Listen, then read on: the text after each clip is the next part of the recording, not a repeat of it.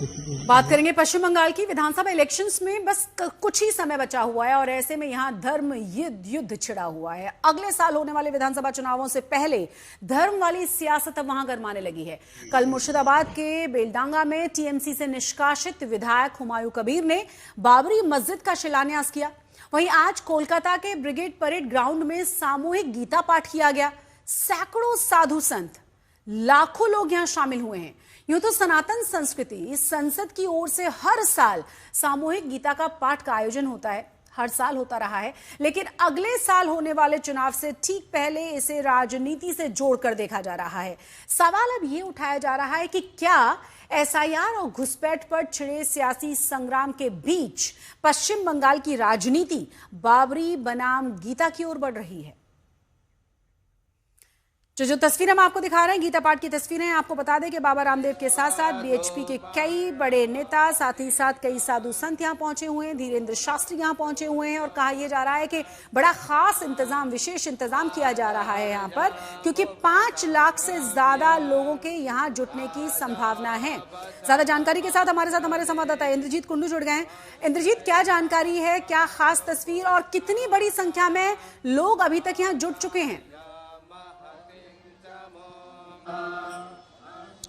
देखिए, जी हाँ, आपने जो कहा कि सुबह से कोलकाता के ब्रिगेड परेड ग्राउंड में लोगों का तांता जमावड़ा देखने को मिला था। जो ऑर्गेनाइजर्स हैं उनका कहना था कि 5 लाख लोगों का समागम होगा। 2 बजे तक ये प्रोग्राम चली और खत्म हो गया ये प्रोग्राम। लेकिन सबसे बड़ा आकर्षण का केंद्र था बागेश्वर धाम के धीरेन्द्र शास्त्री। जब वो बोल रहे थे तो काफी लोगों में उत्साह देखने को मिला था। उसके साथ साथ बहुत सारे ऐसे संत, हिंदू सनातन धर्म के, वो भी थे।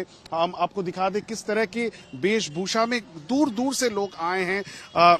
ये जो सामूहिक गीता पाठ है उसमें शिरकत करने के लिए, उसमें भाग लेने के लिए, और कहीं ना कहीं उसके साथ साथ सियासत भी बंगाल की गरमाने लगी, जहां एक और कल हमने देखा मुर्शिदाबाद में तृणमूल के सस्पेंडेड एमएलए बाबरी मस्जिद का ऐलान किया है, उसी तरफ आज कोलकाता में इस तरह का जो प्रोग्राम हुआ है पिछले 3 साल से वो चल रहा है। ऑर्गेनाइजर्स का ये कहना था कि 5 लाख लोगों का समागम होगा। ब्रिगेड परेड ग्राउंड एक बड़ा ग्राउंड है, उसको भरना इतनी आसान काम नहीं है। काफी भीड़ उमड़ के आई थी। हालांकि बाबा रामदेव की आने की भी यहाँ पे उनको भी इन्वाइट किया गया था, लेकिन वो नहीं आ पाए। लेकिन जो हाईलाइट था, साध्वी रितंबरा हो या धीरेन्द्र शास्त्री हो या बाकी सब लोग, वो तो थे ही, लेकिन बंगाल बीजेपी के जो टॉप लीडरशिप थे सब इस प्रोग्राम में आज दिखे। शुभेंदु अधिकारी हो, चाहे प्रदेश अध्यक्ष श्रमिक भट्टाचार्य हो या केंद्रीय मंत्री सुकांतो मजूमदार, सब इस प्रोग्राम में आए थे। बाकी बीजेपी के एमएलएज भी थे। हालांकि ये एक धार्मिक प्रोग्राम था, इसीलिए यहाँ पे कोई राजनीतिक बातें नहीं की गई, लेकिन जो राज्य की सियासी हलचल है उसमें इसकी काफी चर्चा हो रही है। इंद्रजीत, हम तस्वीरें देख रहे हैं और अंदाजा लगा सकते हैं कि किस तरीके से बड़ी संख्या में लोग यहाँ इकट्ठा हुए हैं।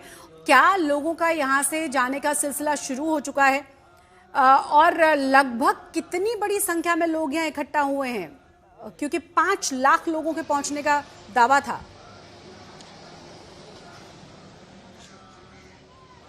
बिल्कुल, वो संख्या तो अभी मतलब ऑर्गेनाइजर्स ही बता पाएंगे या तो पुलिस रिपोर्ट में पता चलेगा कितने संख्या में। लेकिन ब्रिगेड परेड ग्राउंड इतना बड़ा एक क्षेत्र है, उसको भरना एक चैलेंज रहता है किसी भी राजनीतिक दलों के लिए। लेकिन आज ये जो कार्यक्रम का आयोजन किया गया था, ये एक धार्मिक कार्यक्रम है, सनातन संस्था उन्होंने किया है और काफी ज्यादा भीड़ हुआ था। प्रोग्राम खत्म हो चुका है, आप देख सकते हैं पीछे बहुत सारे ऐसे लोग हैं जो एक एक करके अभी निकल रहे हैं और सुबह से लोगों का तांता जमावड़ा बना हुआ था। वो बहुत सारे जिले से, मैं एक बार क्विकली इनसे बात कर लेता हूँ। आप कहाँ से आए, कौन से जिले से? हमार बाड़ी मिलोर मोड़, धोला थाना। कौन जिला? हमारे तो दर्शकों को जरा सुना भी देते हैं कि आखिर यहाँ पहुंचने के बाद धीरेन्द्र शास्त्री ने क्या कहा है। पश्चिम बंगाल के पागलों और हिंदुओं, यदि तुम एकता करोगे तो भारत हिंदू राष्ट्र होकर के रहेगा। भारत को आप निर्णय करना होगा, आप लोगों को गजवाए हिंद चाहते हो या भगवाए हिंद चाहते हो, भारत में तनातनी चाहते हो या सनातनी चाहते हो, हिंदुओं में फूट चाहते हो या एकता चाहते हो। कौन कौन हिंदू एकता चाहता है? कौन कौन भारत हिंदू राष्ट्र चाहता है? डरोगे तो नहीं, पीछे हटोगे तो नहीं, भाग तो ना जाओगे। एक उपाय है, पूछो क्या? अरे जोर से तो पूछो। जात पात की करो विदाई, हम सब हिंदू, हम सब हिंदू, हम सब हिंदू। तो धीरेन्द्र शास्त्री को आपने सुना। सामूहिक गीता पाठ में पहुंची बीजेपी विधायक अग्निमित्रा पॉल ने ममता सरकार पर हमला बोला और कहा कि यहां पहुंचे लोग ममता बनर्जी सरकार को हटाने की प्रतिज्ञा लें। साथ ही साथ उन्होंने मुर्शिदाबाद में बाबरी मस्जिद को भी ममता बनर्जी की पार्टी की ही साजिश बताया है। 4 तस्वीरें हम आपको दिखा रहे हैं। देखिए किस तरीके से सामूहिक गीता पाठ किया गया और कितनी बड़ी संख्या में लोग यहाँ पहुंचे हैं। कोलकाता में आज जश्न का माहौल है। 5 लाख लोग एक साथ भगवत गीता का पाठ करेंगे। हमारे साथ इस वक्त है बंगाल बीजेपी के एमएलए अग्निमित्रा पॉल। अग्नि, ये कार्यक्रम पिछले साल भी हुआ था, इस साल भी हो रहा है। कुछ लोग कह रहे हैं कि चुनाव से पहले हिंदुत्व का लहर लाने की कोशिश है, कैसे देखते हैं? इसके साथ कोई राजनीति का संबंध नहीं है। हाँ, बाई प्रोडक्ट आप बोल सकते हैं कि राजनीति है, लेकिन राजनीति हम लोग इस मंच में नहीं लाना चाहते हैं। लेकिन आज बंगाल की स्थिति ऐसा है जहां पर बंगाल के हिंदू, बंगाल के क्रिश्चियन, बंगाल के सिख, बंगाल के और धर्म के लोग, इंक्लूडिंग मुसलमान, उनके ऊपर अन्याय हो रहा है। आज हिंदू को कॉर्नर किया जा रहा है। हमारे जो पूजा है वो पूजा करने नहीं आ जाता है। हम लोग बांग्ला का टीचर मांगते हैं तो गोली कर दिया जाता है।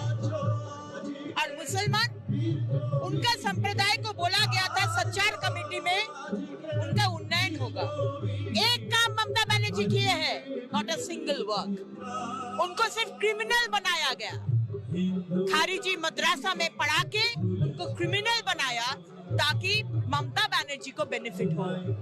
तो आज सारे धर्म के लोग को आह्वान करते हैं कि आज ये 5 लाख कंठ में जो गीता पाठ होगा वहां पर आए और ये प्रतिज्ञा ले क्या सब धर्म के समन्वय हो और हम लोग एक साथ 2026 में आगे लेके आज कोलकाता में इतने सारे लोग एकत्रित हुए हैं गीता पाठ के लिए, और कल मुर्शिदाबाद में हम लोगों ने देखा मस्जिद बनाने के लिए कितनी भीड़ उमड़ के आई थी।